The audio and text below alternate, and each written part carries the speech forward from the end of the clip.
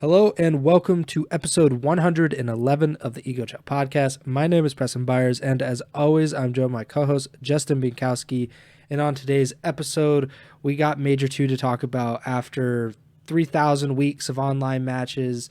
We did a preview show last week, and we finally got to watch Major 2 from Miami, Florida this weekend. And it was a very interesting and very noteworthy major and Twitter timeline for multiple reasons.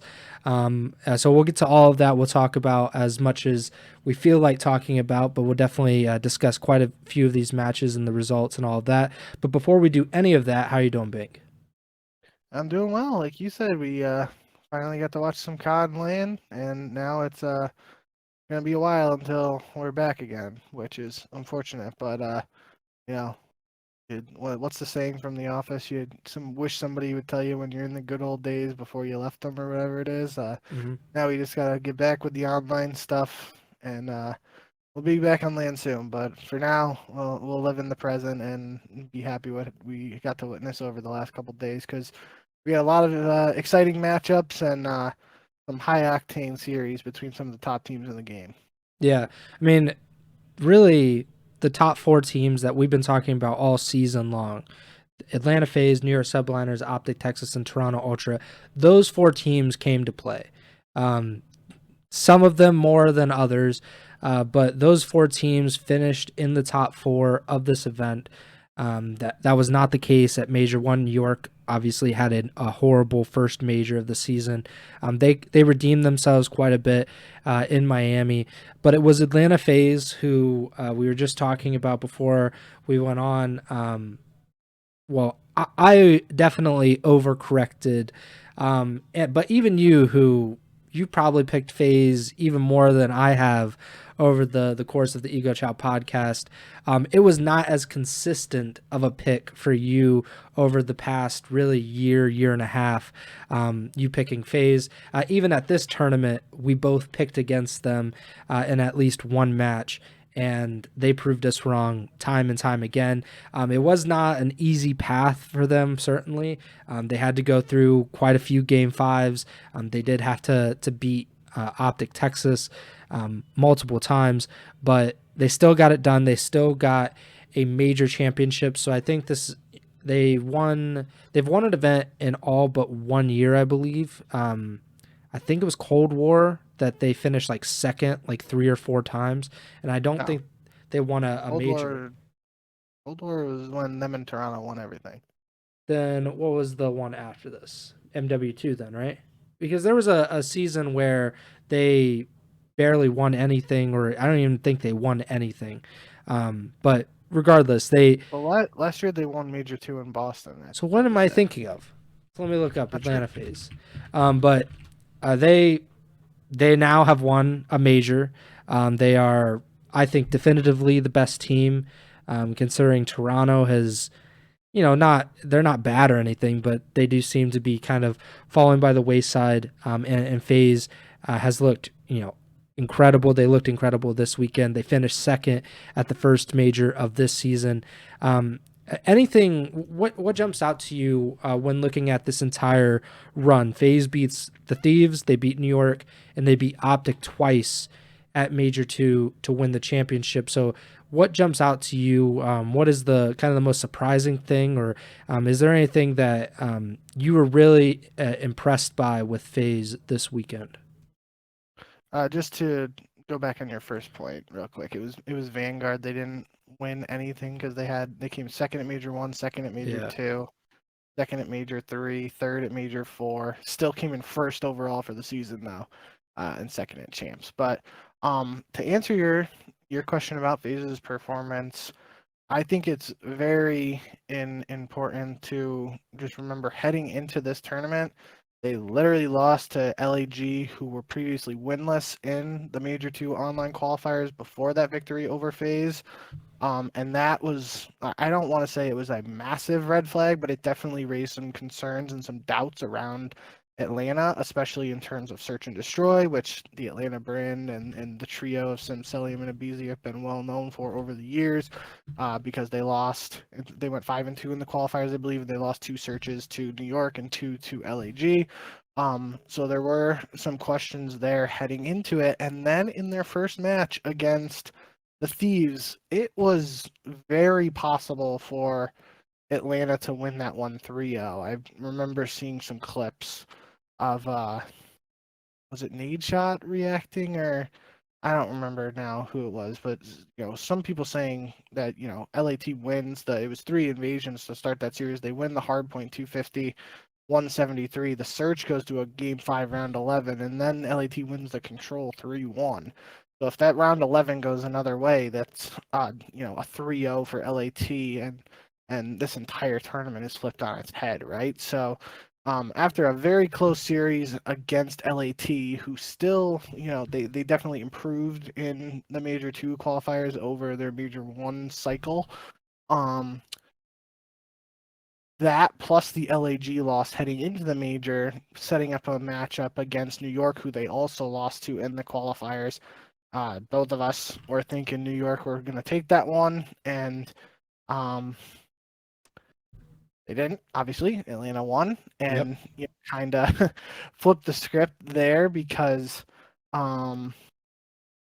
it was a 3-2 series, but this time Atlanta won both searches, and that obviously wasn't the case when they played a couple weeks ago online.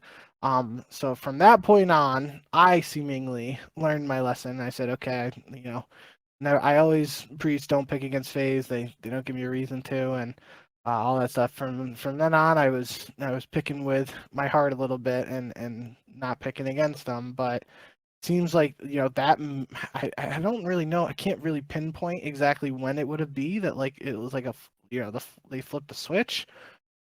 Because after that New York series, they just play OpTic twice, right? So it's kind of hard to pinpoint it and really say, like, what the case may be, but that's still that they had a 3-1 against OpTic. That was a really close series.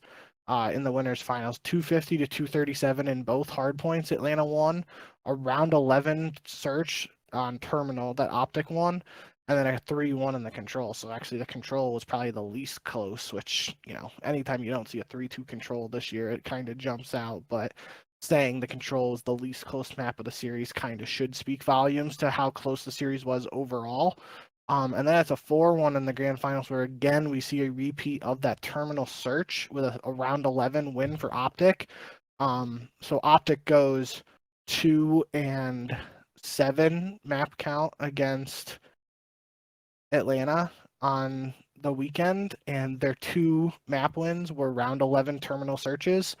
So again, same logic as the LAT series. If you flip those, then it's potentially 2 sweeps for Atlanta against OpTic. But regardless, they didn't win anything other than 2 terminal searches specifically, and both were in round 11. So kind of dominant performances there, even though again in the grand finals it wasn't as close technically, and splitting hairs, but it was 250, 237, the 2 hard points in the winners finals. Grand finals was 250, 224. Map 1 and map 4 was 250, 227. They're both really close. Came down to the wire. I remember that skid row in particular. It really felt like it could have gone either way towards the end, and technically all of them could have, because they were so close. But then we had a 3-2 control, and the final map even was a 6-4 search. So really, despite the 2-7 record for OpTic against Atlanta, all of those 9 maps that they played were incredibly close. And you add that to 2 3-2 series wins for Atlanta over LAT and New York. And it's a really hard fought championship for FaZe, which, even heading into this weekend, saying we weren't even sure if Atlanta was going to, be in a position to lift the trophy. Obviously, you always think of these players as contenders, and they have the possibility, but they probably just, because of that, the one loss, whether it was a fluke or not, obviously it seems like a fluke now, but because of the loss to LAG heading into the major, probably a lot of people weren't thinking Atlanta were going to hoist the trophy at the end, but they did. They overcame the odds, and they did it. You know, it wasn't like Toronto at Major One this year where they went undefeated in 2 game modes. They had to work really hard to get that, and had a lot of hard fought series. So that was really cool to see. And you know, I would probably, you know, as somebody who loves Call of Duty esports, um, this despite some of the recent games that we've had and titles we've had to watch over the last few years, uh, the 2 series between OpTic and Atlanta this weekend are definitely ones that I could see myself going back and watching at some point, just because, you know, they were, like I said, technically of the 9 maps, the least close was a 3-1 control. All the other maps were incredibly down to the wire, so it was really cool to see. And you know, Simp certainly had his moments. All the guys, Simp wins MVP obviously, and you know, not the first time he's done that, but all the guys on the team had their moments. Abizi went on a crazy streak in one of the hard points. I remember, I think it was in the first one in the grand finals against, no, that was Simp. Maybe it was in the winners finals. Oh yeah, it was the map 4 in the winners finals. I was thinking of streak, but you know, there's a lot of memorable moments from all the guys, and it was a really, you know, well-rounded effort, and gonna be interested to see where they go from here, because like I said, it wasn't like a you know, a, a, a, a smooth sailing trip to the finals and hoisting the trophy at the end. They really had to work for it, and now the question is, what are they going to do to build off this and continue trying to be that dominant team that we know they have the talent and potential to be. I am kind of stunned how much this rivalry between FaZe and OpTic has been turned on its head, because we talked so much last year and even coming into this season that OpTic had just run away. Almost every single time that OpTic and FaZe played, OpTic beat them, in sometimes like very dominant, in dominant fashion. That has been completely flipped. It was Easy Mac on Twitter. He tweeted, "The tides have fully shifted," and he took a screen grab of the breaking point, like head-to-head schedule between FaZe and OpTic, and they played 5 times this season. They played once in the Major 1 qualifiers, they played twice at Major 1, and then they played twice here at Major 2, with that last series being a best of 7. FaZe won all 5 of those series, and they only lost 5 maps total. They are 15-5 in maps against OpTic this season. The only series that even went to a Game 5 was the first series at Major 1. It was a 3-2 win for FaZe. That feels like a big shift, because I you know, even with Arcitys, it had started to be like, okay, OpTic can really beat this team. Like, you know, it's not, FaZe is not invincible. And that really started when Arcitys was on the team, and that led to the roster change with Slasher coming in. They still weren't invincible like we had come to expect them to be in previous years. This team, granted, they are kind of, maybe they're not invincible, but they're getting to that point, I think, with FaZe, that yes, they have close series. They've always had some of these like weird matches where they go to Game 5s, and you're like, when they played LAT to start this tournament, it's like, why are you going to Game 5 with a team that has been struggling to kind of find consistency in some of the game modes that you've been dominant in? And obviously FaZe has not looked great in some of these matches. They definitely were not well prepared for Toronto earlier in the season, but FaZe has continually improved, and that's something that has been consistent over the years, that FaZe has just been a very strong and competent team. And if they're beating OpTic, and I think OpTic has, you know, one of the best rosters ever assembled, like in terms of talent, there are very few teams in Call of Duty history that have that much talent. And FaZe has not had that much trouble. Obviously maps are close, but they've been able to pull out map after map after map. 15-5 in map count over 5 matches, which isn't that small of a sample size. Like that's 20 maps that they played against OpTic on LAN and mostly on LAN with a few online matches. So I'm just really shocked to see how FaZe has been so good and so quickly. They've really rebounded from losing to Toronto, and maybe that was a big driver, but I also just think that it was always going to be like this. When you add DRAZAH, who was incredible with LAT over the past few years, to a team that has they probably have the best trio in Call of Duty history in Celium, Simp, and Abizi. Like those guys have all of the chemistry, all of the experience together that you need to win championships. And you add in a player, maybe, personality wise, he might not fit the way that you might expect, because they had so much success with the Arcides. I don't see Arcides in that same personality as DRAZAH. They had some success with Slasher. Slasher's more, he's closer to DRAZAH than Arcides in my opinion, but still not to that level.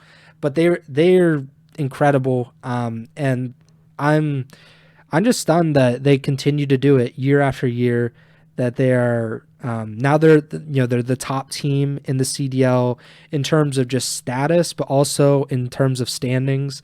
They're the number one team in the standings, and that has been a year after year thing as well. I think they've finished first in the standings every single season in CDL history. And if they're going to play even remotely close to this, then they're probably going to go for fifth straight season. I do feel like it needs to be said, regardless of the Twitter beef and stuff like that going on between DRAZAH and Scrap, we haven't seen the FaZe and Toronto play each other on LAN since all that started, because I believe that started after a Major 2 online qualifier. Yeah. And obviously, I think FaZe swept that one. And then that was after Toronto beat them twice at Major 1, right? So technically, Toronto is still undefeated against Atlanta on LAN this season. Despite Atlanta's success against OpTic, and they beat New York here on LAN. We still consider New York in that top 4, especially after this, but they didn't have the chance to play them on LAN in Major 1 just because of New York's poor performance. So definitely, everyone has, whenever Toronto and Atlanta play each other for the rest of the season, now that's going to be penciled in and encircled on the calendar. But certainly the first time they play each other on LAN after all this stuff, that's going to have triple red exclamation points, whatever you want to do to emphasize it, underline 3 times.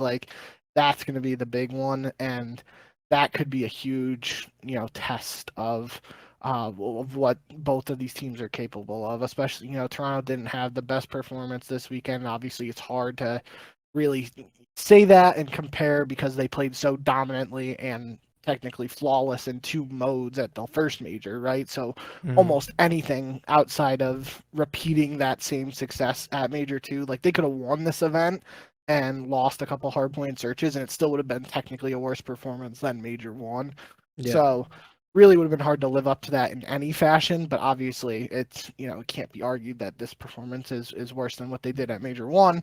And they had their struggles in search online heading into this and some questions around that. So it's not technically seeing what Toronto is at their best versus Atlanta at their best, because now we know that Atlanta technically wasn't at their best at Major 1 when they lost to them twice, because obviously their best is winning event now too. So just feel like it's worth mentioning there. It's going to be hard with the way the standings and everything are right now to see a tournament where a team would technically, even a team like New York, just the way brackets are going to look the rest of the year, presumably, it would be tough for New York to have to face OpTic, FaZe, and Toronto in a tournament to win. Same with OpTic having to go through New York, Toronto, and Atlanta, all, seeing one of the big 3, top 4, play the other 3.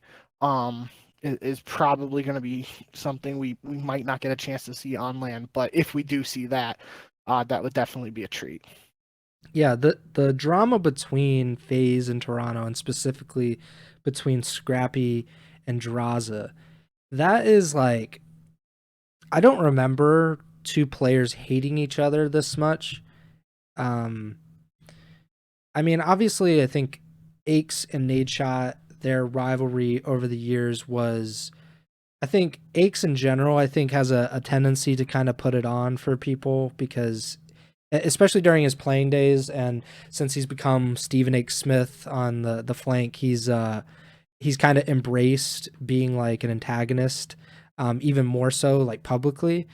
But this seems like more like rooted in like actual hatred of one another, and the stuff that is being said on social media for everyone to see is wild. I mean, like, obviously, I don't really care about their significant others, or their personal lives, because, like, I, I don't care about most people's personal lives, and I certainly don't care about Call of Duty pros that I do not know in their personal lives. But this has just been, it's been an experience to be on Twitter again, and something that you suggested I put in the title is COD Twitter remains undefeated, and I think that's the perfect way to sum up what has happened over the past like 24 to 36 hours on COD Twitter. Is I don't know if you had any thoughts or any opinions on this, but it has been an experience. No, I think I probably should have went back and listened to the last time we talked about it to see if it is exactly what I said. I know what I'm about to say I've said in some form or the other on previous episodes, though. And it might have not even been related to the DRAZAH scrap situation when it first started. But regardless, just trash talk in general in esports and COD esports in particular, my stance on I obviously think it's awesome. It's entertaining. I love to see it. The shooting body. Celium was literally lighting people's bodies up all weekend. Like it did, like New York, right? It was even OpTic round 2 of map 2 in the winners final. Like they had even won, and then OpTic went on and won like 4 straight rounds. And in my head, I'm like, up, it's happening. Caselli would shoot bodies. But you know, like trash talk and stuff like that, I'm all for it when it's in game on the server. You know, I think Clay like kind of embodies that a lot to the like I can't think of a specific example, but obviously Clay's teamed with a lot of people over the years, and like Clay's someone who like after he wins a map, like let's just say for lack of an example, like Simp and Abizi, because he teamed with them, won a world championship with them. Like if Clay beats them in map 1 hardpoint or whatever, there's a good chance he's standing up and yelling across the stage at them, "You guys are shit, you suck," like all this shit, explicitive. And it's not personal. It's specifically like try and get in their heads, just talking smack about what's happening in the game and stuff like that. And then end of the day, he's gonna go over, shake their hands, and it is what it is. Yeah. That stuff is fine. I love that. It's entertaining. I think that stuff is cool. It's this other shit when it happens after the game and it gets super personal. That's the stuff that just doesn't need to happen. And it might be entertaining to some extent. I definitely remember saying like the personal stuff, just that we don't need that to this the degree that it's been happening lately. You know, if somebody's taking a shot at another pro, like I don't know, like someone might say JCap has a big nose or something like that. That's obviously How not dare the you? same. I'm not trying to think of examples, but you know, like something like that obviously isn't calling someone a you know a I don't even know what I want to say. Calling someone's girlfriend a non-faithful girlfriend. Sure, there you go. Person. um. So yeah, like there's obviously levels to it, but end of the day, like in-game trash talk, that stuff's all cool. Like, and even if you have a personal rivalry with someone like Scrap and Dashley definitely do, which is evolved beyond just a personal rivalry. Like if they are screaming at each other after maps and stuff for the rest of their COD careers, that's entertaining.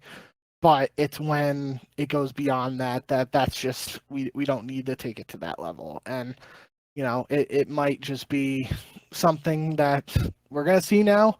And there's obviously going to be the people who really enjoy it and like looking at the timeline and seeing, significant others jumping in for, in defense of their boyfriends. But we definitely don't need to be throwing insults at people's kids and stuff too, and things like that. So like taking it to that next level is where I draw the line, at least.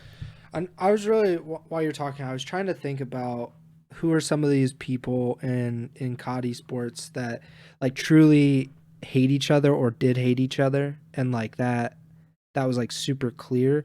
I think after E United dropped JCap, JCap and Clay were not on the best of terms, and I think they've made up since then, so I don't think it's a big deal. But at the time, like, you could honestly say that at least JCap hated Clayster.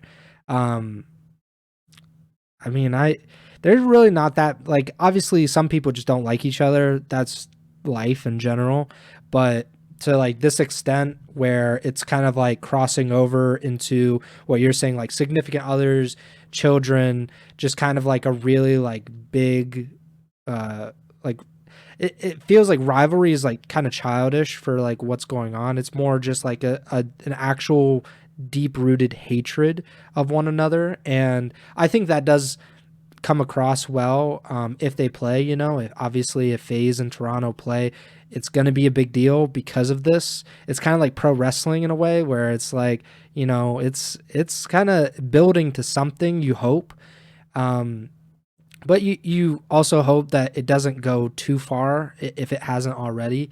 And I'm not like the moral police, like whatever these people, like we're of the mind, like if you want to be crappy to each other and kind of like air out your dirty laundry on social media, that is your prerogative. Like none of these people are children. Like I mean, there is like one child in this, but like that, like it's scrapping is 20. Yeah, but like these people are legal age, doing stuff that I would not recommend doing in the public light.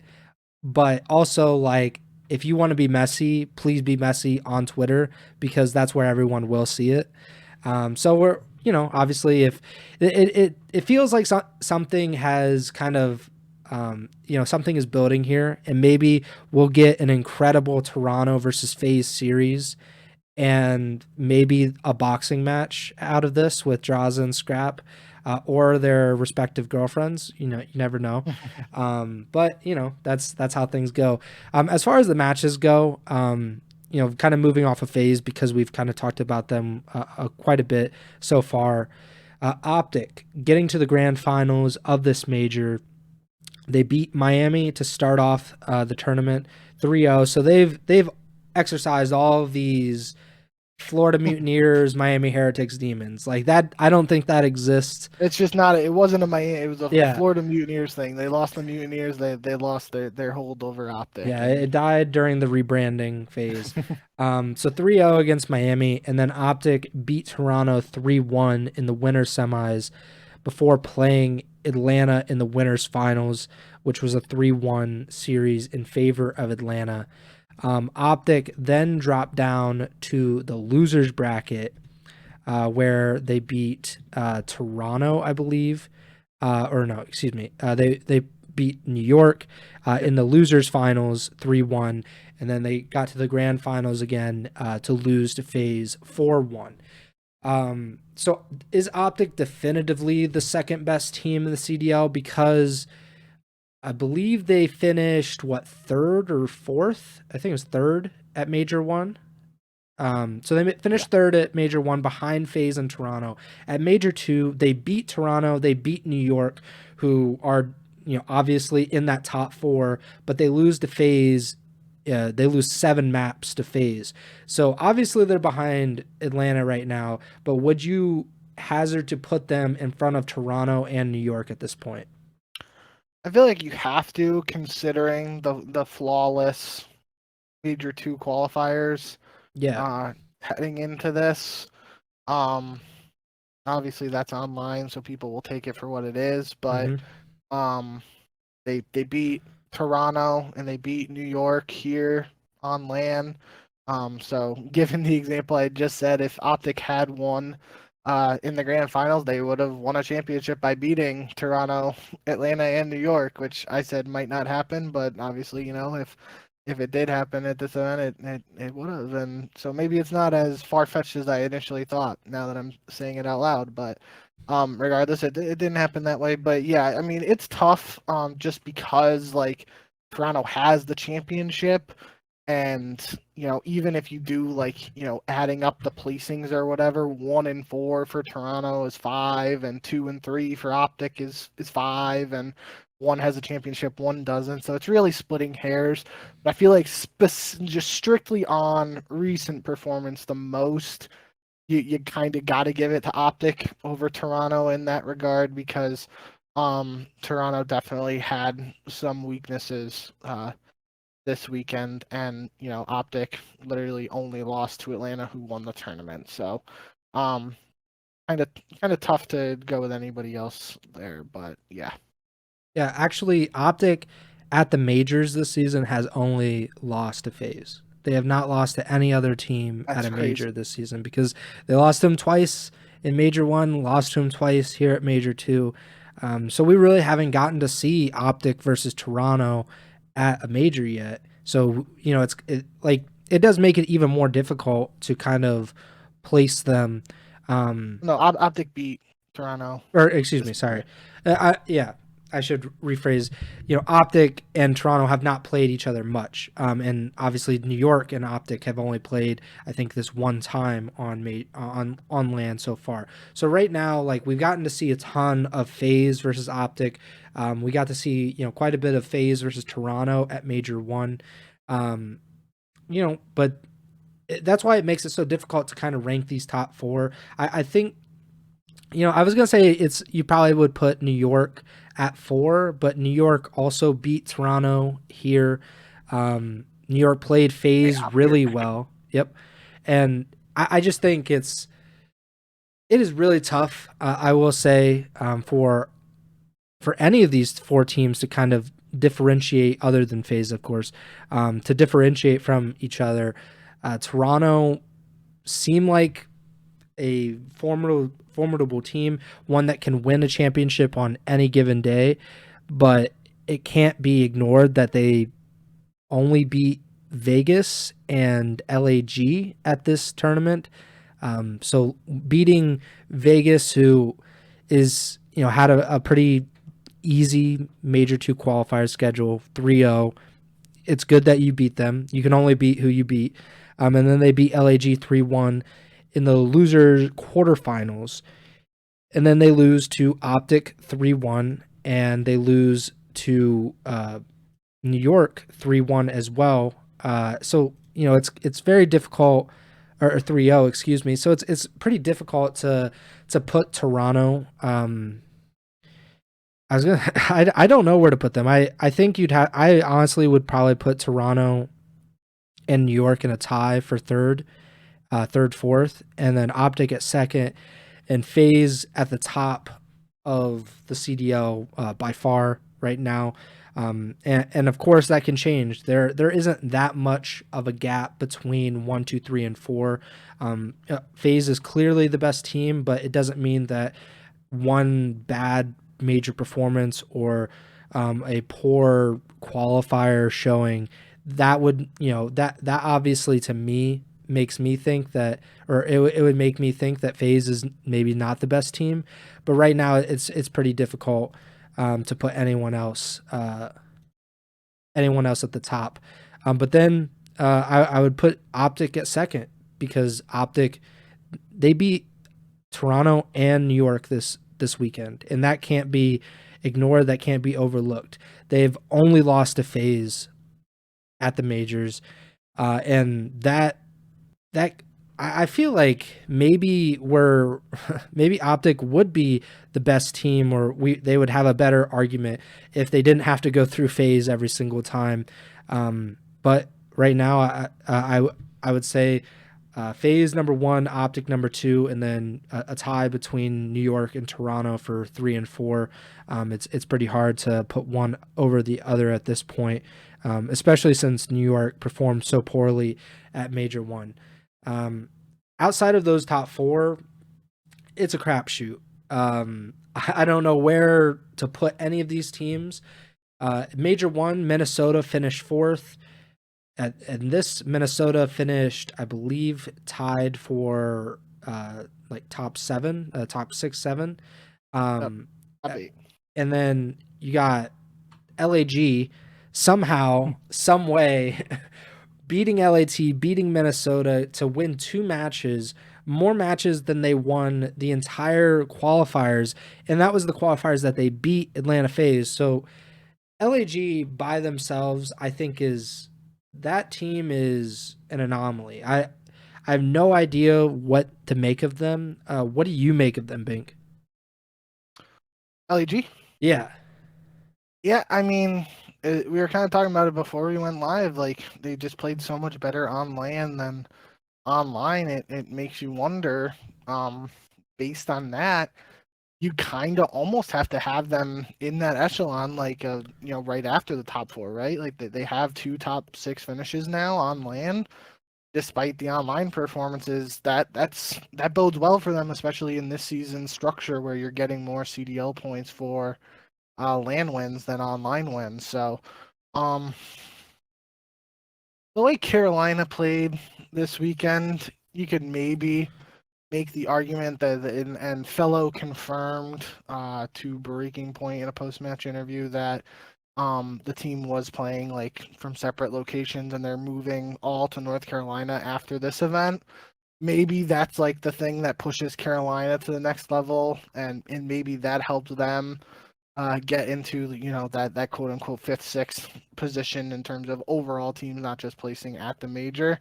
But yeah, I think it was like there was a clip of Ben on the flank when Legion lost to Carolina. He was like, God damn it, nobody wants to be the 5th best team in the league. And I think that's kind of like, it's funny to think about, but it's kind of like, true at this point. Like, there's so many crapshoots, Team 7 plays Team 8, and you don't really know what's going to happen. Then Team 12 plays Team 5, and 12 wins. And obviously that's just numbers examples, but a lot of hectic and chaos down outside of the top 4 in particular. That's really hard to decipher right now. But I feel like you got to give LAG some credit for playing well on LAN at least, and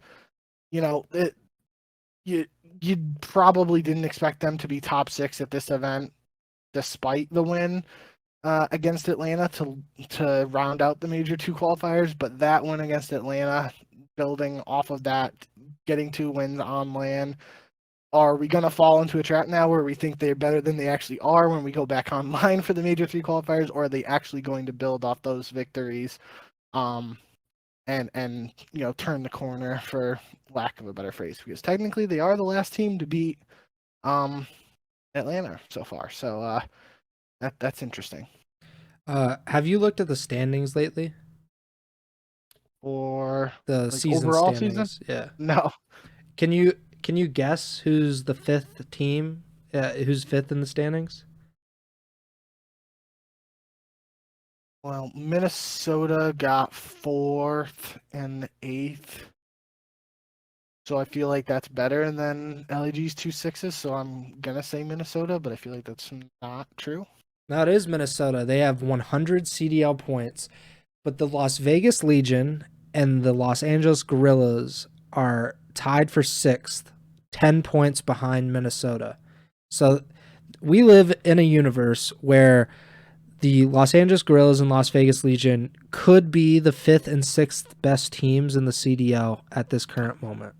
And hey, I mean, heading into this weekend, I probably would have said Vegas just because of how well they played in those online qualifiers. Obviously, it didn't necessarily go that way for them this weekend. Like, they play Ultra, and we kind of expected. We got all the matches right on Thursday, the first day, because the top 4 beat a team ranked below them, and that was kind of expected. from that point on, I think I said it in the last episode that, like, if Legion falters after dropping the loser bracket, then it would be hard to, judge where they're at. And obviously losing to Carolina, who I believe they beat in the online qualifiers in the last week, or maybe the second to last week. Yeah, I think so. But they still did get a win over Seattle. Seattle's kind of just, they're I don't want to say they packed it in, but they're dead. Since the LA change, things have not gone their way. So, take that win for what it is, but it's still a win on land for Vegas Legion, which you can probably count on two hands how many the franchise has in that regard. And then it's a 3-2 series against Carolina. That goes another way. We have Legion versus New York. That could have been an interesting matchup if Legion, especially on a 2-game winning streak. But obviously, Carolina just was able to take that one, and I still think Vegas showed some signs this weekend. I saw I can't remember who it was against, but it was something like Purge had some ridiculous stat line in a game 1 hard point where he had like a 4-point something KD and had like only 3 deaths, or I don't remember what series that was from, but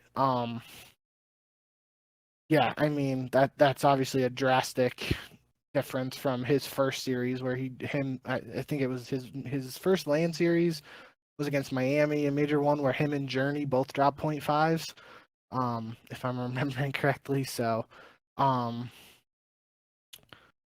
do think Vegas is in the conversation for that next tier after the top 4, taking into consideration their online performance. But I will need to see them, they went 5-2 in the qualifiers again, depending on their schedule. For the Major 3 qualifiers, I think 4-3 is like the minimum. If they do worse than that, then it's kind of, not saying the Major 2 qualifiers were a fluke, but you could probably say that it was more of a honeymoon phase because they had that geo change. Honeymoon phase is a term the COD community likes, so you could probably chalk it up to that if they drop down a little bit performance wise in the Major 3 qualifiers, but we'll see.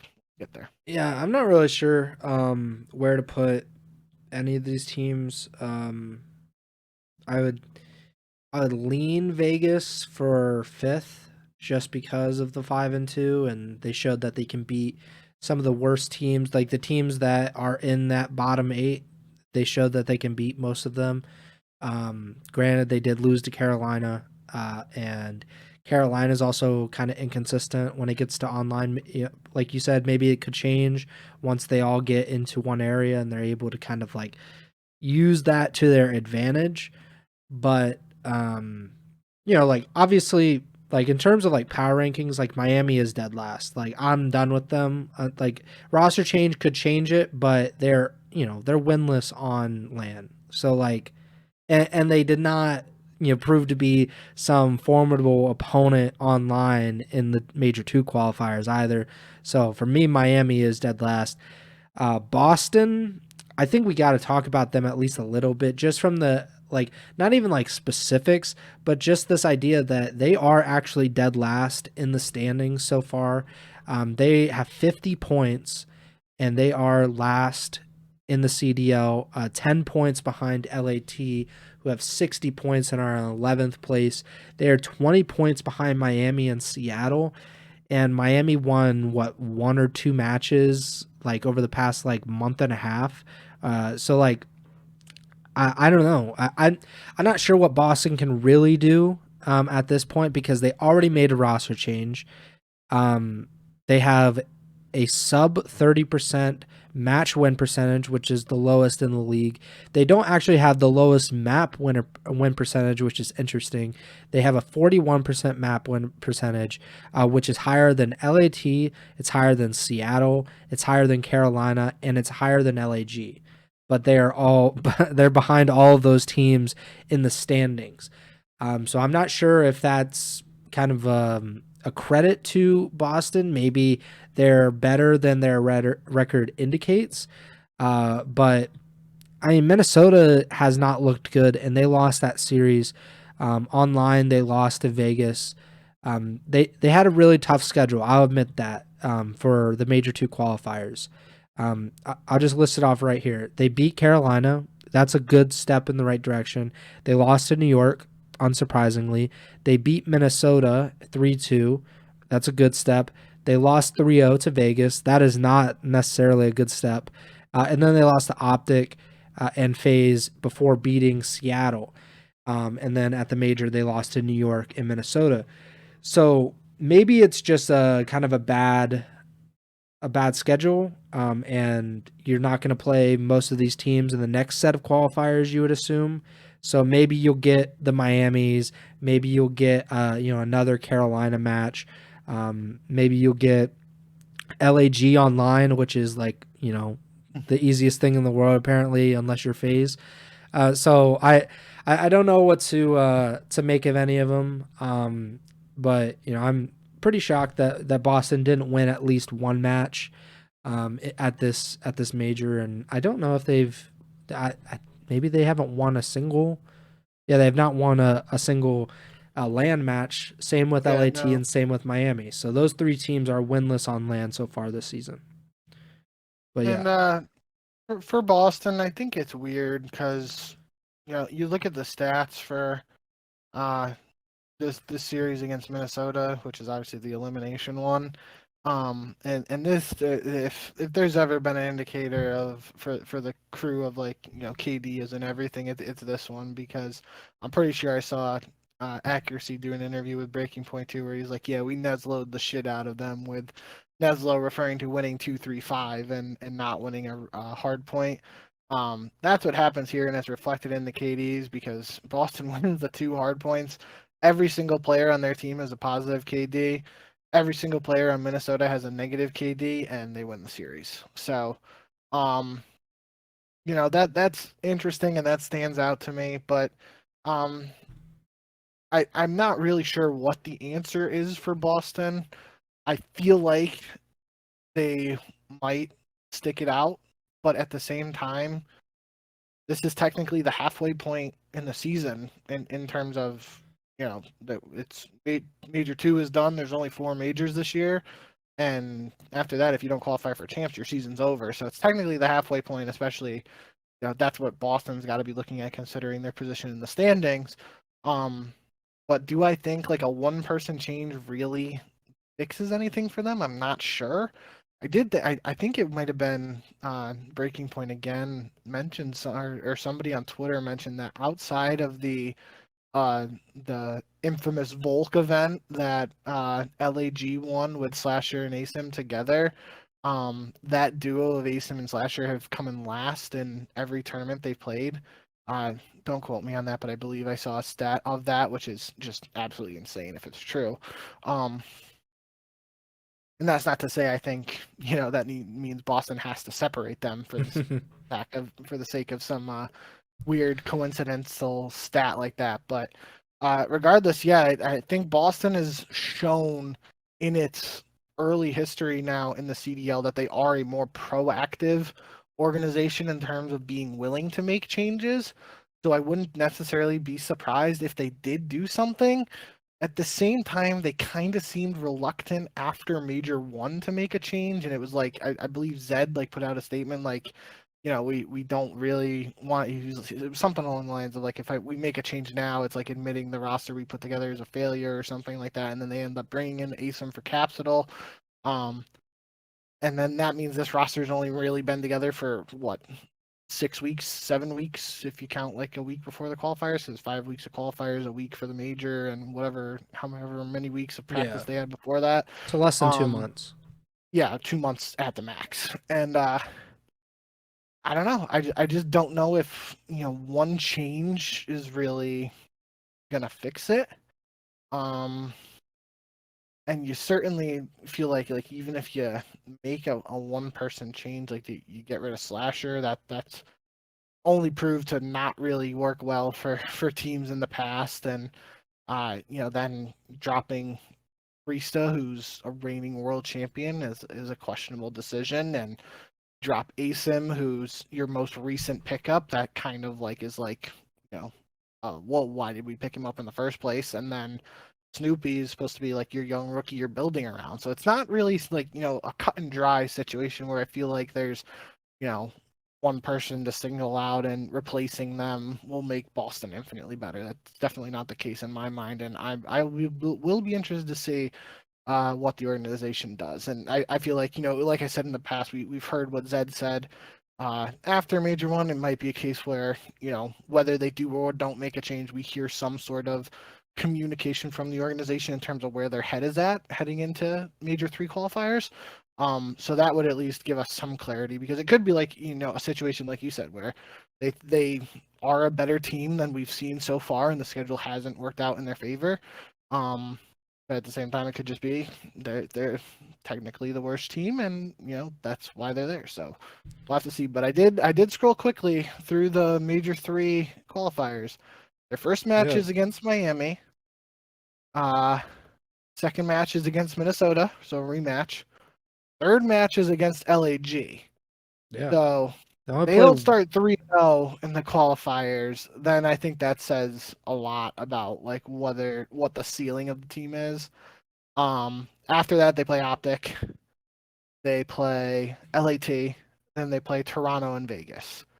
So you kind of have to just say that the Toronto, despite Toronto's recent struggles, Toronto and OpTic are 2 losses.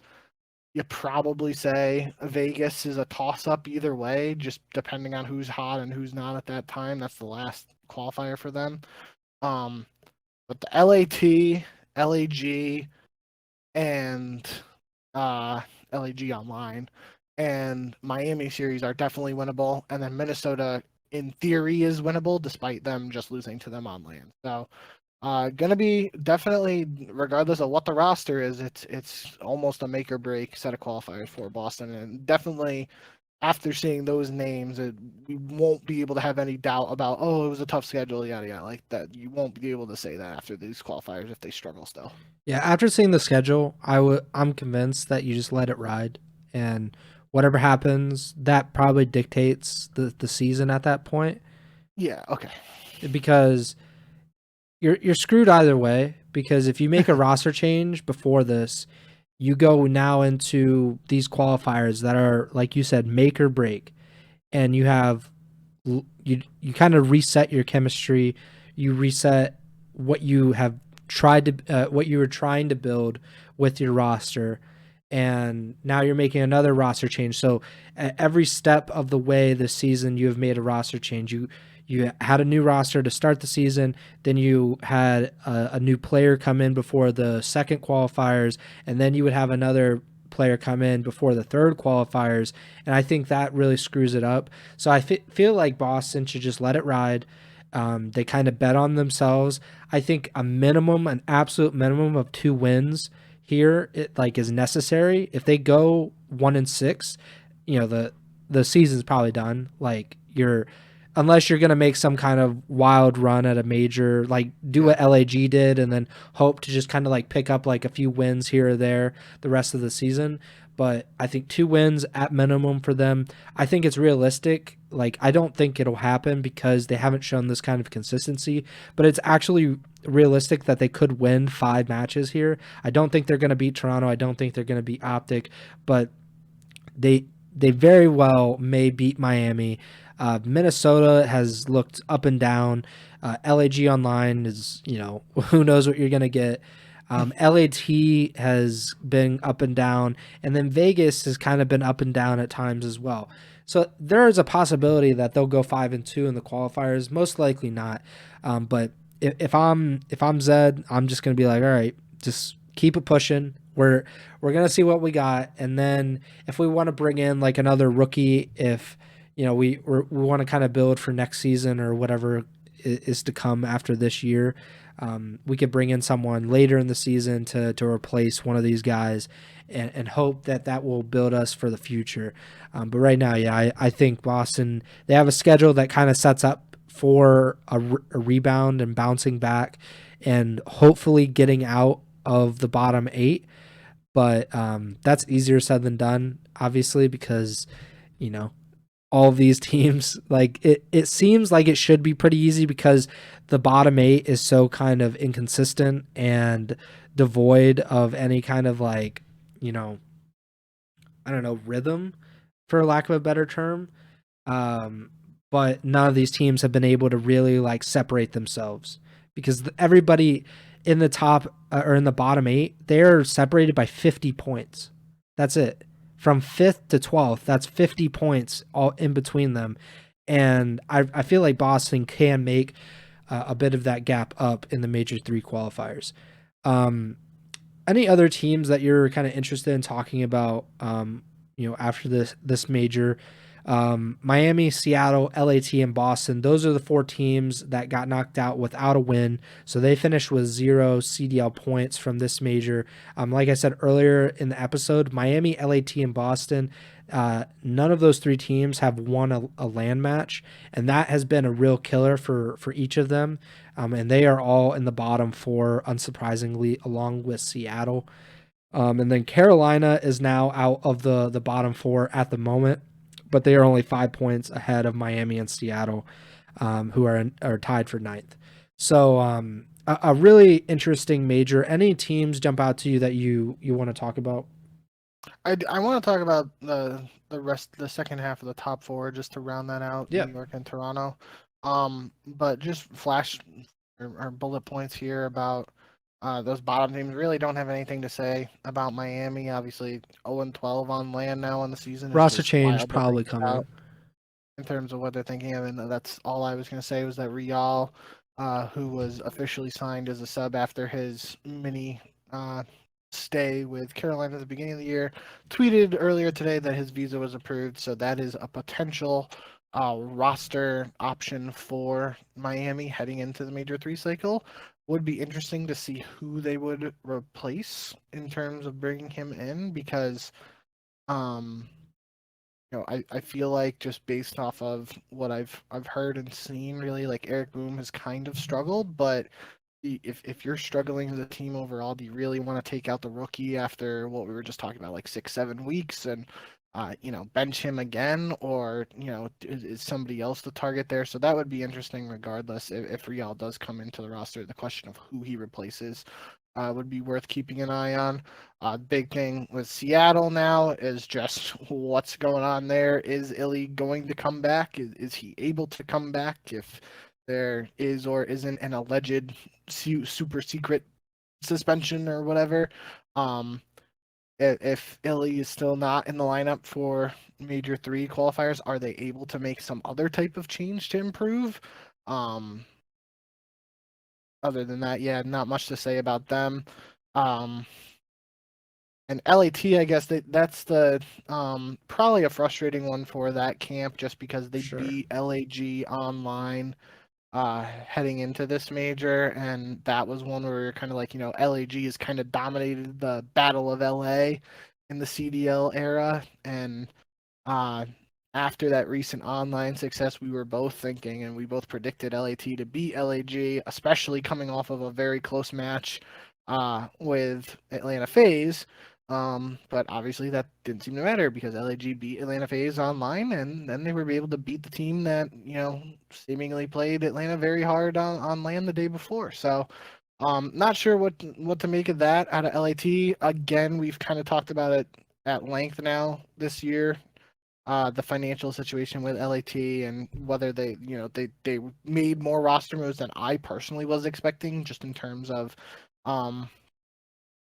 being willing to spend money on getting 2 players, while also keeping Joe Deceives as a sub, so he's technically still being paid a salary. So that's interesting, and I wouldn't necessarily say that I think they're gonna make a change, but I didn't think they would make a 2-person change heading into the Major 2 qualifiers, and they did. So maybe they make another change here. Well, that'll be something to keep an eye on. But I would kind of tend to think they probably don't. So yeah, I guess outside of those, we talked about Boston. Those are the bottom 4 teams from the Major. We kind of already talked about Carolina, Vegas. Didn't really talk about Minnesota too much, but they had a win over Boston that we talked about where they won the searches and then they lose to LAG. So Not much to make of that. It will be interesting to see if combining that with their struggles online, if they consider making a roster change. They're kind of one of the wild cards in my eyes. Because obviously, they didn't get dead last at this tournament, but it still wasn't a great performance, so they could opt to do something. But then it's again a question. I don't really even know what the change would be or who they're dropping. It would seem like Linz would be safe no matter what, and they try to build around him. But after that, I don't really know who you would target and challengers and who would be on the chopping block for Minnesota. So, um, lots of questions around these bottom teams and not a lot of answers from us right now, but hopefully we'll get some of those answers in the week plus to come before the Major 3 qualifiers start. In terms of New York, I think it's worth, just highlighting that, that they're a really good team, and obviously they didn't put up that performance they wanted to at Major 1, but this tournament was definitely more indicative of the potential of the squad. The one thing I did want to highlight that really stood out to me was against Atlanta FaZe.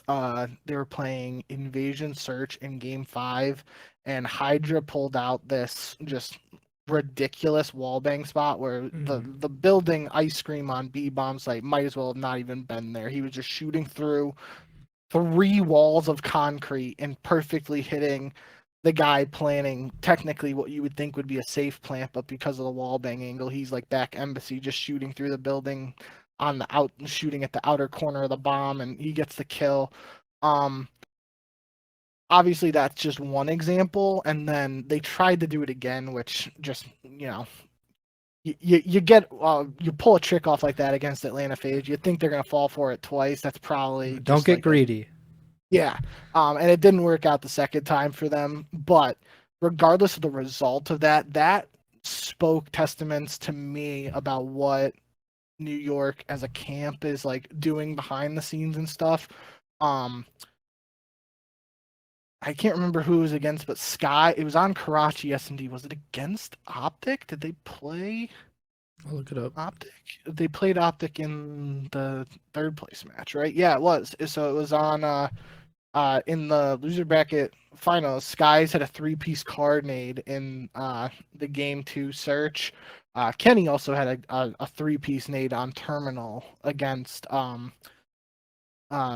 FaZe, so it wasn't the only one, but um just speaking of New York, they are clearly putting in the work behind the scenes. Like that's the spot on Invasion isn't something you just randomly come across. Like that's you're getting in the private match, you're trying stuff out, you're testing and experimenting. And if the players aren't themselves, then the coaching staff is putting in that extra work trying to find that stuff.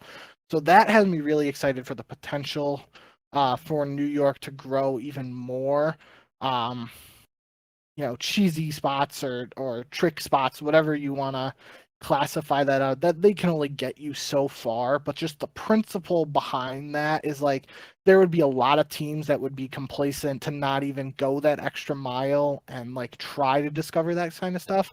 Hopefully that makes sense. And that the point I'm trying to make is that regardless of the specifics of what happened at this event for New York, that instance of like just showing off something, and people always say like you don't want to teach until champs, and you want to save like tricks like that until champs, because then after champs it doesn't matter if people know, because they can't play in any matches that matter at that point. But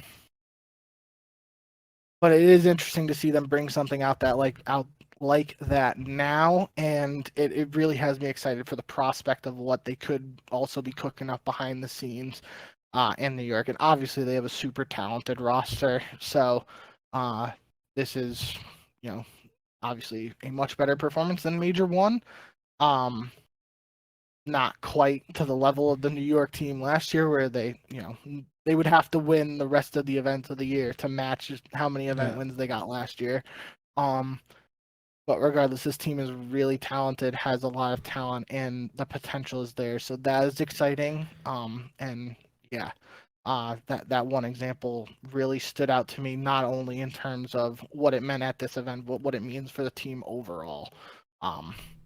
And then Toronto, I think I just tried to look it up. I can't find the breakdown of like their record just at Major 2 or the Major 2 qualifiers in the modes. But obviously, like I said earlier in the show, when you go flawless in 2 modes at Major 1, it's unless you do that again, it's hard to replicate the success from the first event. But there were definitely some weaknesses in search throughout the qualifiers and this event. For Toronto that is slightly concerning. The bigger overall concern is that it seemed like Envoy was consistently struggling, and there were a lot of questions in the community around his performance. And he tweeted something after the event. So he tweeted on the 24th, which would have been Sunday. Your controller broke yesterday, which would have been Saturday, and haven't been the same since. No excuse for my horrid decision making all weekend. Let the team down. Back to the lab for the Toronto Major. So yeah, then he responds to Puckett. I'm using identical equipment, but it's a 10-month-old spare. What tough is the manufacturer having a hard time getting the few remaining pros controllers that are built to last and the right builds. I didn't see that. But regardless of the what's going on necessarily, it seemed like from a pure numbers perspective, when I was looking at numbers and stats for Toronto's matches, that Envoy was consistently underperforming than what you might expect from a player of his caliber, former world champion, someone you brought in to replace a player like Hicksy, who seemed to be in that position where he was always the guy, not putting up the numbers. And we've had that talk before where you can't have everybody putting up numbers, especially when you're on a team with guys like Scrap, Kleenex, and Insight. If they're all going like double positive, somebody is just obviously that fourth guy obviously isn't going to be able to get the kills, yada yada there. But it didn't feel like that was the situation here for Toronto. It just felt like Envoy was struggling, and I don't want to pinpoint him and don't want to say it's a controller issue or whatnot, but that's something I'm going to keep my eyes on with this Toronto team heading into the Major 3 qualifiers. I want to see if they're able to improve in search and get back to what we kind of saw at Major 1. And then, it'd be weird if they didn't have, or it would, if this happened in reverse order where they kind of had the growing pains at the beginning of the season, then they won an event, that would make sense for more of a new roster. But they were so dominant right off the bat with a new roster that now the struggle just doesn't really make sense to me. You can't really blame that on like chemistry or new roster change sort of thing. So I don't know where my head's really at with Toronto, but that's what I'm definitely going to be looking at Envoy, see if he's able to improve, and get back to the level that we expect of a player of his caliber. And then just S&D overall for Toronto, see what they're able to do. They have another strong coaching staff there with Joe, former pro, and Flux. So they have the potential to put in the work. It's going to be a question of whether they do and what they're able to cook up here ahead of Major 3. I wonder if it's these other teams, especially at the top, they've continued to improve at a faster rate than Toronto has been able to improve. And obviously FaZe has looked incredible. Aside from a match here and there, LAG match notwithstanding, but on LAN, they've only lost to Toronto this season at Major 1. OpTic looked really, really, really good this weekend, but they've only lost to Atlanta on LAN this season. Toronto, I and New York to an extent, it's just concerning because they don't have, even in the dominant game mode. So for New York, their best game mode is unequivocally search, and they did beat OpTic in search in the losers finals, but OpTic won that series 3-1 because they won all of the respawns. Against FaZe, New York lost both search and destroys to Atlanta, but they won control and they won the second hard point. And I think that's a part of it. I think what we've seen over the past few years is that if a team is consistently dominant in one game mode, that goes so far for their consistency. And FaZe some years was, I think one year they were incredible in hardpoint, but not as great in search, but they were still able to win a lot of matches because of that. And then it was the next year, maybe it was vice versa. They were incredible in search, but not great in hardpoint. And right now, New York has kind of been subpar, above average, but like subpar relative to some of the best teams in the league in the respawns. And they've been, I think, a 75% win percentage in search and destroy, which is very, very good. But you have to be better than some of these other teams, and obviously they're not as good as FaZe in search. They're not as good as OpTic in respawns, and that puts them in a really difficult position to kind of compete against those two teams. And as far as Toronto, what we saw from them earlier in the season, they were better than all of those teams, it seemed, in any game mode. But I think specifically Search and Destroy, they were dominant in. And that's kind of fallen by the wayside as well. They got swept by New York. Toronto lost to LAG in Search as well. They lost the Search and 2 of the 3 respawns to OpTic. So, obviously I don't think like back to the drawing board, completely, but I think the teams need to kind of reevaluate where they are relative to the competition. And these 4 teams really shouldn't be concerning themselves too much with the bottom 8, like comparing themselves to the bottom 8, because most likely that's not going to happen. Those matchups are not going to be nearly as important. Maybe a specific game mode like LAG seems like a pretty good search team in general, and then they can cause some issues maybe on land more than online. Maybe that's something you're like, okay, like if we match up against LAG at the major, we need to be aware of this in terms of search. But in general, these 4 teams should really only be comparing themselves to one another, and kind of seeing what weaknesses they have, and how they can kind of hide those weaknesses or eliminate them completely, and take advantage of each other's weaknesses. But I'm really excited about this because we finally got to see these 4 teams play each other in some form fashion. Not everybody played each other. We didn't get to see Toronto and FaZe, unfortunately, but we got to see these 4 teams at the top of the major, at the top of the standings again, and I think that's pretty exciting. And it hopefully bodes well for the rest of the season. I'm looking forward to more of these kinds of tournaments because while the Cinderellas are nice, and I'll never complain about if LAG goes on some kind of crazy run, like that's always cool.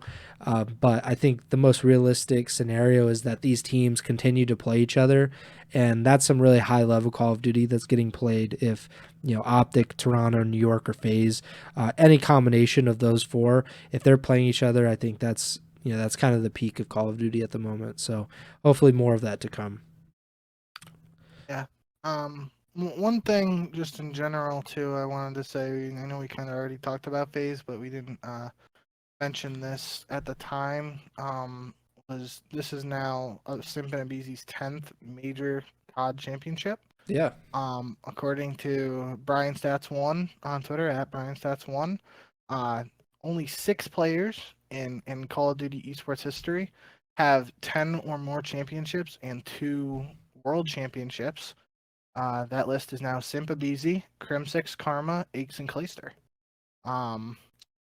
The one that jumps out to me, obviously not being on there, is JCap. Apparently, JCap is only credited with 9 major championships, which is kind of wild to think about. So now, technically, Simp and Abizi have more championships than JCap, which is wild to think about. But regardless of that, I think there was some discussion when that stat was shared on Twitter in terms of the age old now, like where do Simp and Abizi fit in the top Call of Duty players of all time, and we've kind of both been of that mindset for a while now that they're knocking on the door, and with every championship they get at this point, it's the whatever barrier between them and the quote unquote old guard, however you want to phrase it, that barrier shrinks a little bit, and they're still pushing them. So that's going to be something to see. And that's one thing I did want to say.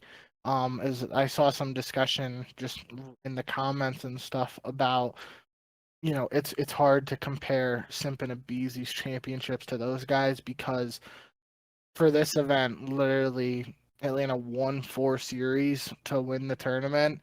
And back in the day when those other guys on the list were winning their championships not at COD Champs, they were playing a minimum of 4 matches in pool play, and then their winners bracket, the double elimination bracket starts. So there's definitely some interesting debate topics around that we can have, in filler episodes and stuff like that. But I definitely thought it was worth mentioning there too. That milestone achievement there, and 10 major championships is nothing to scoff at. And what did Crim end with? 38, 39, like that number. Unless Simp and Abeezy play into their 30s, that's almost going to be unattainable. And even someone like Scrapper Hydra, who's coming in at a young age, like they would still have to play into their 30s to get there now, just based on the number of tournaments nowadays. So, the COD version of LeBron versus Kobe versus MJ and all that fun stuff. But, I was just reminded of that and wanted to bring it up. I mean, Kobe's not in that conversation, so he can exit immediately. Or not. Okay. Yeah. But for Call of Duty, I think of it like Crim 6, his total event wins. I kind of think of that kind of like Wilt Chamberlain and Bill Russell stats, where you're looking at them that's not possible. They have 1,000 more rebounds than anybody else in NBA history. You're yeah, no one's catching them, and I think that about Crim. I don't necessarily think that makes him the best Call of Duty player, because obviously I think if you transported Simp and you put him in old MW2 and old MW3, and if he was able to come up during Black Ops 2 and Ghost and all of that stuff, I think he would probably have just as many, if not more, championships. If Simp and Abeezy, I think, are just that kind of they're so talented. I think it would work at any point. But yeah, I lean toward the NBA thing of I don't like comparing across generations, because how in the world are you gonna compare LeBron to Wilt Chamberlain when they played 50, 60 years apart, and Wilt never even had a 3-point line? That feels so odd. So comparing someone I don't know who was incredible in MW3 was what, Scump's game and JCap's game. So and JCap obviously and Scump, they crossed over with these guys, but their peaks did not cross over. And I think that's really important. And with Call of Duty, it's game to game. Some guys are incredible one year, not so incredible the next. But I think just in general, to see that they have 10 championships and 2 world championships, their consistency is something to kind of marvel at, in terms of Simp and Abeezy, because they've kind of all but 1 year in the CDL have won an event, and of course they won a back-to-back world championships with each other. So it's pretty cool to see. And yeah, we will talk about the GOAT one day, because I have some thoughts on all of that as well. But yeah, that does it for the major. Congratulations to FaZe, and congratulations to OpTic for getting to a grand final. I'm sure the Green Wall are satisfied with that kind of result. Definitely not worrying about losing to FaZe 5 straight times, but yeah, hope everybody travels safe back home, and all of that stuff. The pick'em, so you had a much better pick'em than me, mostly just because I was not picking FaZe, and that made a big difference. So you went 12-6 at the major. I went 9-9. And so, because I had a little bit of a lead going into the event, I still have a lead coming out of it. So I'm 80-40 on the season, which is pretty good. That's whatever, 66%. And you're right behind at 78-42 on the season. Tremor at 0.000% win percentage on the season. He's still 0-1. That is really disappointing. So he's going to have to pick that up. But yeah, that does it for the Major 2 reaction show, the recap show, whatever you want to call it. We will be back in 2 weeks, most likely, because the CDL is taking 2 weeks off. We're not as lazy as the CDL. We're only going to take a week off because we don't have a ton to talk about next week, unless there's a bunch of roster changes. Maybe that would change it. Maybe we will have a bunch of roster changes. It is, mid-season. It is time for some of these teams in the bottom 8 to try to pull away from the pack or get out of that bottom 4. But we'll see what happens. But, tentatively, we'll be back in 2 weeks. So that's, somewhere between April 7th and April 9th. And we'll start talking about the Major 3 qualifiers.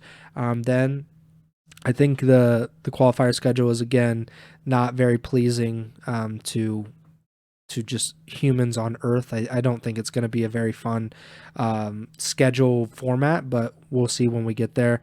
But we'll be back then. Until then, make sure to subscribe or follow the podcast feed wherever you're listening or watching on Apple Podcasts, Spotify, Google, or not Google Podcasts. That stuff is not there. YouTube, and then follow us on Twitter at JBink with 2 Ks, at Preston Byers, and the podcast Twitter is at Ego Chall Podcast. And we'll see you then. Take it away, Bink. Yeah, thank you guys as always for the support. I hope you guys enjoyed the tournament this weekend. Like I said, I certainly did. And if you weren't able to catch any of the matches, especially some of those matches we've highlighted between Atlanta and OpTic in particular, but any really of the top 4 teams going at it from this past weekend, if you missed out on those, definitely go back and watch them because there were a lot of close ones and a lot of cool moments. And looking forward to seeing more of that in action for the rest of this year while we can. So thank you guys as always. Heading into the rest of this week, for those who enjoy baseball, happy opening day, although there was the Korea series between the Dodgers and Padres, official opening day for the rest of the league on Thursday. So I'm looking forward to that and hope everyone else is. And, for basketball fans, if everybody enjoys March Madness, hope your brackets are doing well there, and go Huskies. But yeah, until we see you again, whenever we do see you again, remember, send the Chall.